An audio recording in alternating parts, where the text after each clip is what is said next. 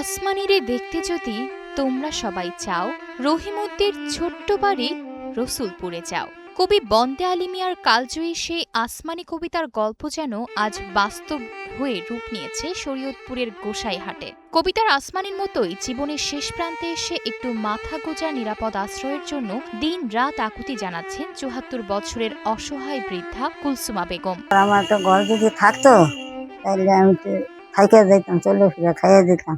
শরীয়তপুরের গোসাইরহাটের উপজেলার চরথিপুর গ্রামের এক কোণে পড়ে থাকা জরাজীর্ণ ভাঙাচোরা একটি ঘরই এখন কুলসুমা বেগমের শেষ আশ্রয়। দীর্ঘ ২৫ বছর আগে স্বামী মারা যাওয়ার পর থেকেই শুরু হয় তার জীবনের অন্তহীন সংগ্রামের গল্প।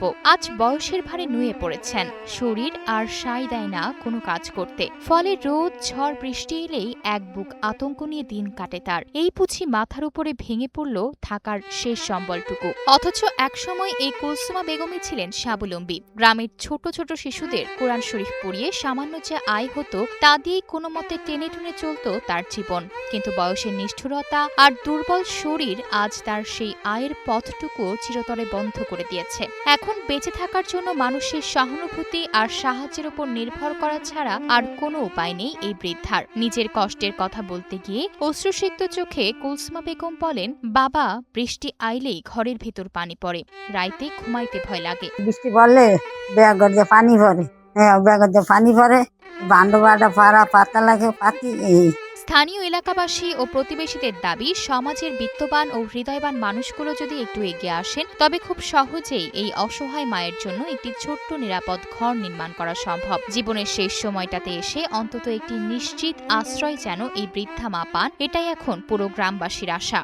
এ বিষয়ে গোসাইরহাট উপজেলা নির্বাহী কর্মকর্তা নুসরাত আরা খানম জানিয়েছেন, বিষয়টি তাদের নজরে এসেছে এবং খোঁজ খবর নিয়ে দ্রুত প্রয়োজনীয় সহায়তার ব্যবস্থা করার সর্বোচ্চ চেষ্টা করা হবে।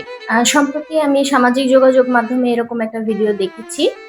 ভিডিওটি দেখা মাত্রই আমি আমার প্রকল্প বাস্তবায়ন কর্মকর্তাকে বলেছি ওনার বিষয়ে খোঁজ খবর নেওয়ার জন্য।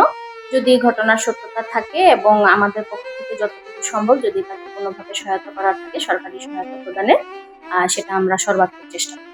জীবনের পুরোটা সময় সংগ্রাম আর কষ্টের সাগরে ভাসিয়ে কাটিয়েছেন কুলসুমা বেগম। জীবনের এই শেষ বেলায় এসে তার চাওয়া খুব বড় কিছু নয়, শুধু একটু নিশ্চিন্তে ঘুমানোর মতো নিরাপদ ঘর। এখন দেখার বিষয় মানবিকতার হাত বাড়িয়ে কে প্রথম এসে দাঁড়ান এই অসহায় বৃদ্ধা মায়ের পাশে।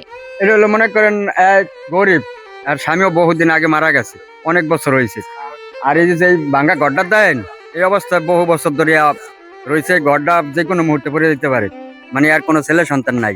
একটা মেয়ে বিয়া দিয়ে দিচ্ছে, আর ওই সংসারী করে, এইদিকে কোনো যোগাযোগ নাই। আর বরং এইটা মনে করেন যে হিসাবে এই যে জায়গাটুকু ঘরটা দেন, এইটা মনে করেন এটা সরকার অ্যাকোয়ার করে নিয়ে গেছে রাস্তার জন্য। এখন রাস্তার জন্য যে সময় আবার নিব তখন ওনার উৎখাত হয়ে যেতে হইব। ঘরটা ওনার তো আর ছেলে মেয়ে কেউই নাই, এমনি এক মেয়ে আছে, বিয়া শাদী দিছে, ওনারই সহযোগিতা করে এলাকার বাসী। আর ওনার যে গড়টা দিয়া সবসময় গুড়গুড়ায় পানি পড়ে, এলাকার যারা মেম্বার চেয়ারম্যান ছিল তারও দীর্ঘদিন ধরে দেখে নেয়। সে এখানে অসহায় আছে, তার স্বামীর মৃত্যুর পরে সে এখানে খুব কষ্ট করে জীবনযাপন করে, মানুষের সহযোগিতা সে চলে এবং সে খুব অসহায় বলা যায়। বৃষ্টির নামলে মনে করেন এক কোনা করে থাকে, ভিজে পড়ে আহারে এর ভিতরে পড়িয়া থাকে। ওই একজনের দূরে যায়, সেটা ভাত দিলে চাইয়া খায়, না দিলে চাইয়া খায়, এইভাবেই হয়। আজ কত বছর ধরে একটা ছেলে নাই, মেয়ে না থাকার মতো। আয়শা অর্থী, নিউজ ডেস্ক, গ্লোবাল টেলিভিশন।